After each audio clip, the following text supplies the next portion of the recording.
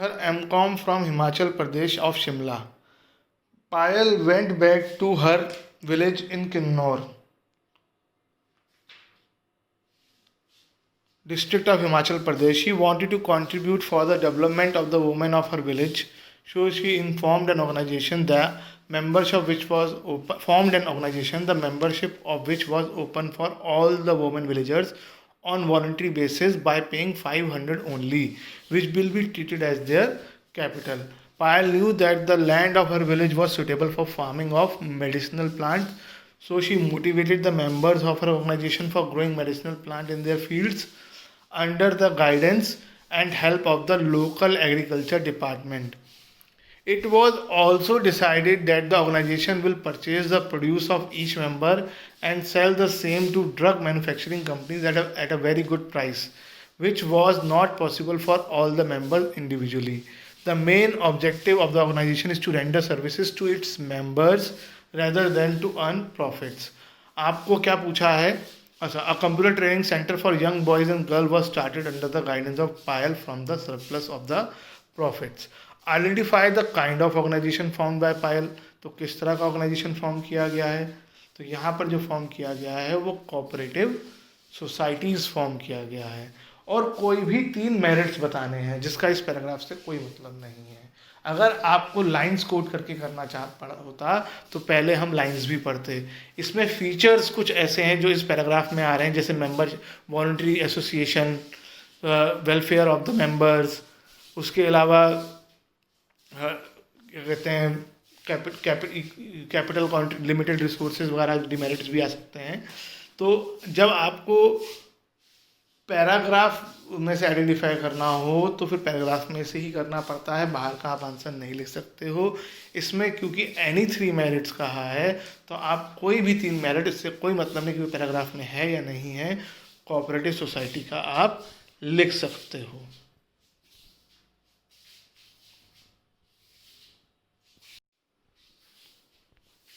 Sanya is a sole proprietor running a boutique in West Delhi. She was offered a contract by trader for manufacturing fashionable garments. She immediately took the decision and accepted the offer. She takes maximum efforts to make her business successful as she is sole recipient of all profit. आपको above paragraph में से coat करके आपको benefits बताने हैं sole proprietorship के. एक तो she immediately took the decision, तो क्विक डिसीजन मेकिंग हो गई. Sole recipient of all profit, और यही हेडिंग है, sole recipient of all profit.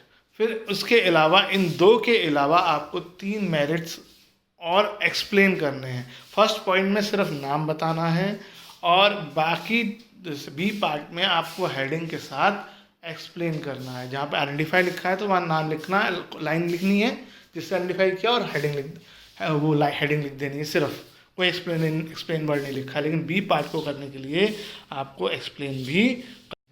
लक्ष्य has set up a cement company on 10th January 2017. He has got his company registered under Companies Act 2013. From the day of its incorporation, it acquires an identity separate from its members. Like natural person, it can own property, incur debts, borrow money, and enter into contracts. The board of directors of the company will appoint top officials for running the business. हमें कोई 4 features line code करते हुए identify करते हैं, कोई explanation नहीं. तो सबसे पहले तो कहा है कि he has got company registered under companies act. तो ये इसका रजिस्ट्रेशन जो होता है, रजिस्ट्रेशन वाला फीचर फॉर्मेशन पॉइंट आ गया. फिर लिखा है कि it acquires an entity separate from its members, separate legal entity आ गया. Like natural person it can own property वगैरह ये सब. तो आर्टिफिशियल पर्सन भी आ गया इसमें. और the board of directors will appoint top official for running the business. इसके लिए कंट्रोल वाला पॉइंट आ गया कि बिजनेस को कंट्रोल कौन करता है.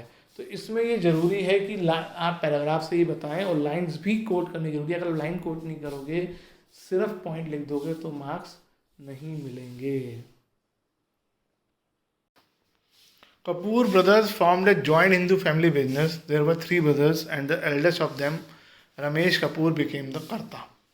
The business took a loan of 40 lakhs for 3 years but were unable to repay it due to poor financial condition of the business. They sold ancestral property worth 25 lakh and paid to the bank. अभी भी 15 लाख बचे हैं. The bank और interest भी होगा. The bank filed a case of recovery for the balance amount. Ramesh Kapoor pleaded to the court that loan was taken for the business purpose, so all the members are liable to pay it. Court ने ये reject कर दिया रमेश कपूर की जो request थी. Why did court rejected the plea of Ramesh Kapoor? क्योंकि रमेश कपूर करता था और ये एक जॉइंट हिंदू फैमिली बिजनेस है. कर्ता की लायबिलिटी अनलिमिटेड होती है और बाकी पर्सन की लायबिलिटी लिमिटेड होती है. तो इसलिए कर्ता को ही सारी पेमेंट करनी पड़ेगी. बाकी मेंबर्स की पर्सनल प्रॉपर्टी को इस्तेमाल नहीं किया जा सकता.